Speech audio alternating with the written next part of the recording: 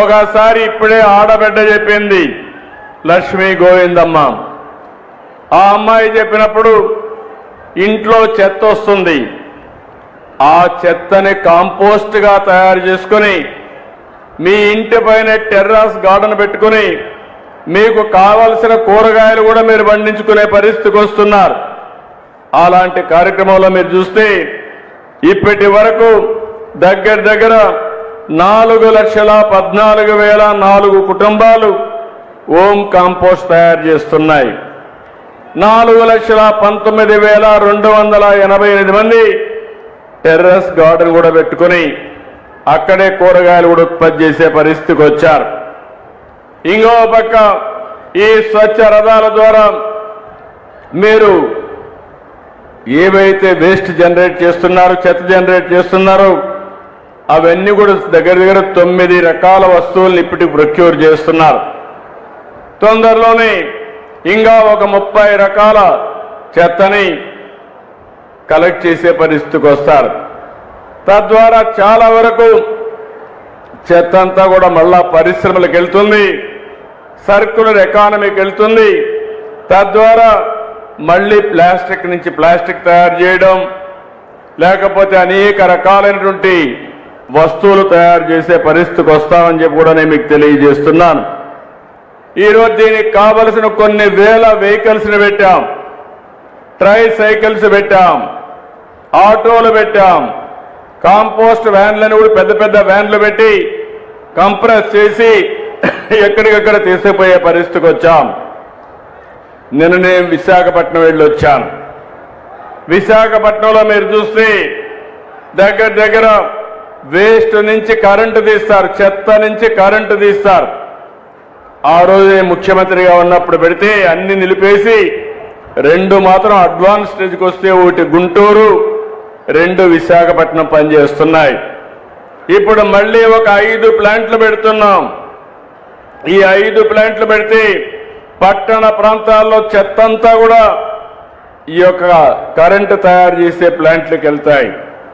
అదే సమయంలో గ్రామీణ ప్రాంతాల్లో కూడా తడి చెత్త, పొడి చెత్త. నేను మిమ్మల్ని అందరినీ ఒకటే కోరుతున్నా, తడి చెత్తని కాంపోస్ట్గా తయారు చేసుకుంటాం, సెగ్రిగేట్ చేయాలి. అదే మరి పొడి చెత్తని 2 విధాలుగా కూడా సెపరేట్ చేసుకుంటాం. సర్క్యులర్ ఎకానమీ బయట సర్క్యులర్ ఎకానమీ పోతాయి, కొన్ని పనికి రాకపోతే కరెంటు ఉత్పత్తికి కానీ ఇంకొక విధంగా ఉపయోగించే పరిస్థితి వస్తాయని చెప్పి కూడా నేను మీకు తెలియజేస్తున్నా. ఇంకో పక్కన మీరు సింగిల్ యూజ్డ్ ప్లాస్టిక్ ఉంది, ఇది రాష్ట్రంలో బ్యాన్ చేశాం.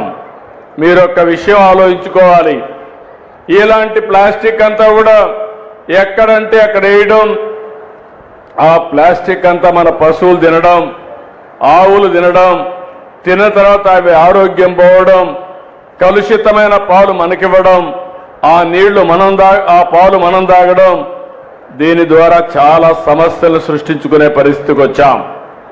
అందుకే నేను ఒకటే ఆలోచిస్తున్నాను, స్వచ్ఛ భారత్ రిపోర్ట్ నేనే ఇచ్చాను.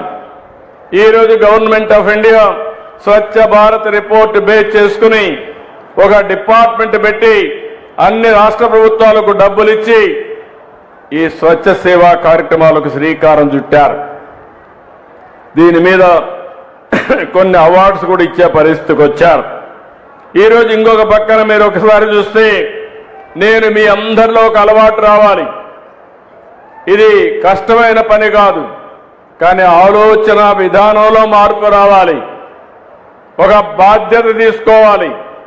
నేను చాలాసార్లు చెప్పాను, జపాన్కు పోతే అక్కడెక్కడా చెత్త కనపడదు, క్లీన్ చేసే స్వీపర్లు కనపడరు. కానీ ఎక్కడన్నా ఒక కాగితం పడితే ఆ కాగితాన్ని అక్కడ చూసిన వ్యక్తి తీసి పర్సులో పెట్టుకొని ఇంటికి పోయి చెత్త బుట్టలో వేసే వరకు దాన్ని తీసుకెళ్లే పరిస్థితికి వస్తారు. ఇది ఒక బాధ్యత.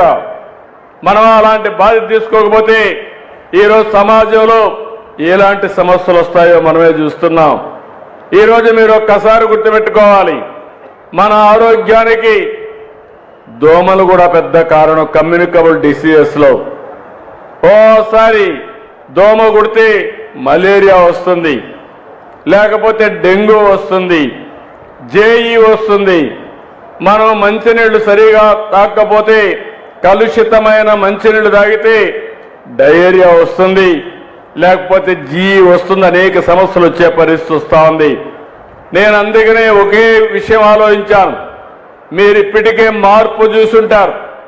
నేను ఒకటే చెప్తున్నాను, రాబోయే రోజుల్లో ఎన్డీఏ కూటమి ప్రభుత్వం ఈ రాష్ట్రంలో పెను మార్పులు తీసుకురావడానికి సిద్ధంగా ఉన్నామని మరొకసారి మీ అందరికీ హామీ ఇస్తున్నా. ఇప్పటికే నేను చెప్పాను, సూపర్ 6 అన్నాం, మీరే చూశారు. సూపర్ హిట్ చేశామా లేదా అని మిమ్మల్ని అడుగుతున్నాను. మొదలు తారీఖు వస్తే పేదల సేవలు ఇంటింటికి వస్తున్నాం. నేను కూడా తిరుగుతున్నా, ఎమ్మెల్యేలు తిరగమన్నాను. అంటే ప్రతి నెల మొదటి తారీఖు గుర్తుపెట్టుకోవాల్సిన వ్యక్తి, సమాజంలో అట్టడుగునుండే వ్యక్తి, ఆ పేదవాడి సేవలో మనం ఉంటే మనం కూడా ఆలోచన విధానం మారుతుంది. ఈరోజు ఒక పెన్షన్ మీరు చూశారు, 4,000, 6,000, 10,000, 15,000 అవసరాన్ని బట్టి భారతదేశంలో ఏ రాష్ట్రం కూడా దరిదాపుల్లో కూడా లేదు.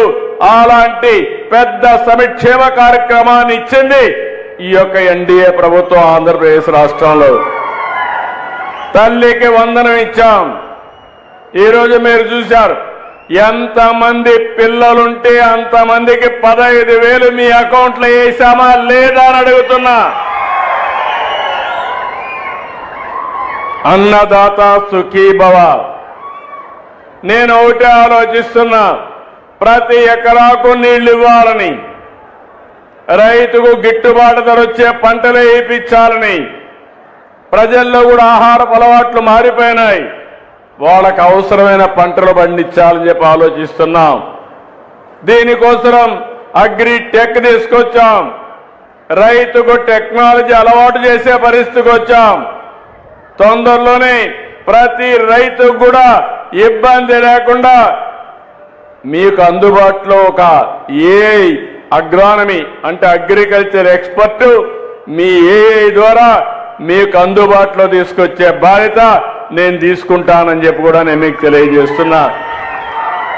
మొన్నే మీరు చూశారు, ఉండవల్లిలో బిల్ గేట్స్ వచ్చి టెక్నాలజీ మన వాళ్ళు ఎట్లా ఉపయోగిస్తున్నారో చూసిన తర్వాత చాలా ఆనందపడ్డాడు. అంటే ఇప్పుడు రైతాంగం కూడా టెక్నాలజీ అందిపుచ్చుకుంటున్నారు. మైక్రో ఇరిగేషన్, బిందు సేద్యం, తుంపర్ల సేద్యం, ఇది నేనే ప్రారంభించా. దీనికోసం కేంద్రంలో కూడా రిపోర్ట్ కూడా ఇచ్చా. ఈరోజు మన రాష్ట్రం దేశంలో నెంబర్ 1 రాష్ట్రంగా ఉన్నాం. దీనికి గర్వపడుతున్నాను. మామూలుగా వారసత్వంగా వచ్చే పంటలే పండిస్తే అందులో ఆదాయం లేకుండా చాలా ఇబ్బందులు వస్తున్నాయి. అందుకే ఈరోజు మీరు చూస్తే రాయలసీమ మొత్తం ఒక హార్టికల్చర్ హబ్ గా తయారు చేస్తున్నాం. దాంట్లో భాగంగా వినుకొండను కూడా అభివృద్ధి చేసే బాధ్యత తీసుకుంటాం.